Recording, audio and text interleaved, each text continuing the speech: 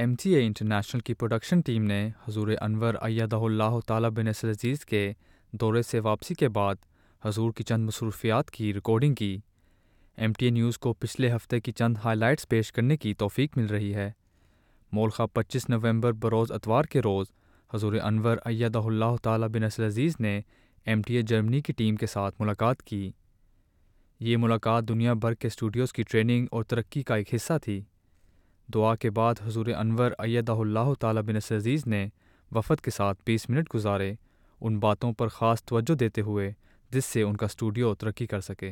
ایک پروگرام یہ بھی بنائیں کہ ایسے کس چیز میں انٹرسٹ ہے لوگوں کے، اس کے مطابق پروگرام ہونا چاہیے۔ نوجوان اگر سروے کرو نوجوانوں سے لو کہ ان کے کیا انٹرسٹ ہے، ان کو کس قسم کے پروگرام چاہیے، تو کہ اس کو پھر اپنی جماعتی ٹریڈیشن اور تعلیم کے مطابق، اسلام کے مطابق ان کے اس قسم کے پروگرام بنے۔ عطاء الاول عباسی صاحب کہتے ہیں کہ حضور ہمیں ایک راستے کی طرف چلانا چاہتے ہیں۔ بہرحال بہت پریشر بھی ہے کیونکہ حضور کی اسٹوڈیو کے متعلق توقعات بھی ہیں جن پر ہم نے پورا اترنا ہے اور مزید آگے بڑھنا ہے۔ آخر پر مرد اور عورتوں کی MTA ٹیمز کی الگ الگ تصاویر لی گئیں۔ بعد میں اسی روز حضور انور ایدہ اللہ تعالیٰ بنصر عزیز نے ایک ڈچ جرنلسٹ کے انٹرویو کی درخواست کو منظور فرمایا۔ مسٹر ایوارڈ کلے آف جالٹا میگزین نے اسی سال پیس سمپوزیم میں شرکت کی اور اب موقع سے فائدہ اٹھاتے ہوئے مختلف سوالات پوچھے۔ ملاقات کے دوران مسٹر ایوارڈ کلے نے سوال پوچھا کہ دنیا میں بہت ظلم اور تکالیف کے باوجود آپ اتنے پر امید کیسے رہ سکتے ہیں؟ حضور نے اس کے جواب میں کہا کہ احمدیہ مسلم کے جماعت کے بانی نے ہمیں سکھایا ہے کہ اگر تم اسلام کی حقیقی تعلیم پر عمل کرو اور اس کو پھیلاؤ تو پھر تم اپنے معاشرے میں امن قائم کر سکتے ہو۔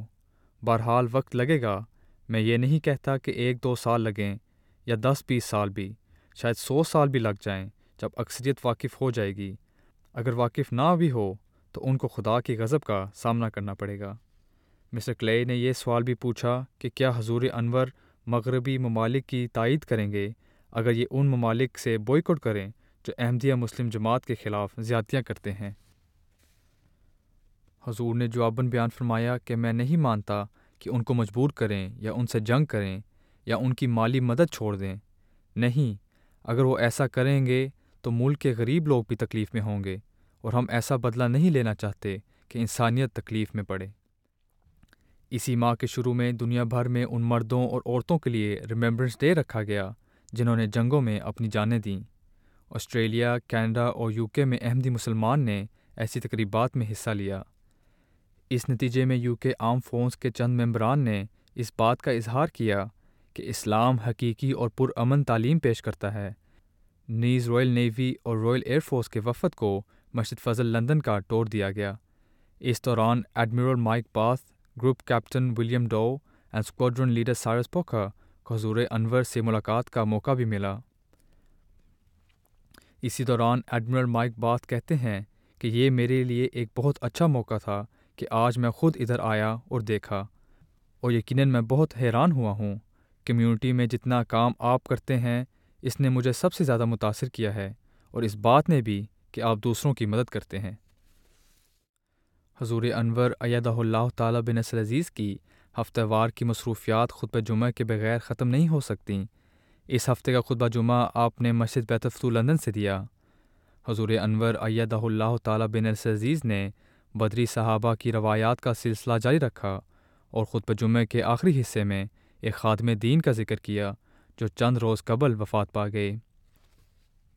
الحج سیوطی احمد عزیز مرحوم صاحب انڈونیشیا میں رہنے والے وقف زندگی تھے جنہوں نے اپنی زندگی کا ایک لمبا عرصہ جامعہ میں بطور پرنسپل خدمت کی۔ حضور انور ایدہ اللہ تعالیٰ بنصر عزیز نے مکرم سیوطی صاحب کی زندگی کے کئی واقعات بیان فرمائے جو ایک واقف زندگی کے لیے بطور نمونہ ہیں۔ پہلی مرتبہ جب میں حضور سے ملا، مجھے تاریخ یاد نہیں، آپ اس وقت ابھی خلیفہ منتخب ہوئے تھے، یعنی حضرت خلیفۃ المسیح ثالث رحمہ اللہ تعالیٰ۔ آپ نے ہمیں فوراً گلے لگایا اور منظوری فرمائی، اور جب آپ کو پتہ چلا کہ ہم انڈونیشیا سے ہیں، آپ نے فرمایا کہ آپ لوگ سب میرے بچے ہو۔ آپ نے میرے چہرے پر پیار دیا اور کئی مرتبہ یہ کہا کہ آپ لوگ سب میرے بچے ہو۔ یہ سب سے پہلا تاثر تھا جو مجھے کبھی نہیں بھولے گا۔ آپ کا روحانی نور ہی تھا جو ہمارے اندر داخل ہوا، اور پھر روا میں مشکلات ہونے کے باوجود ہم نے ان کا سامنا کیا۔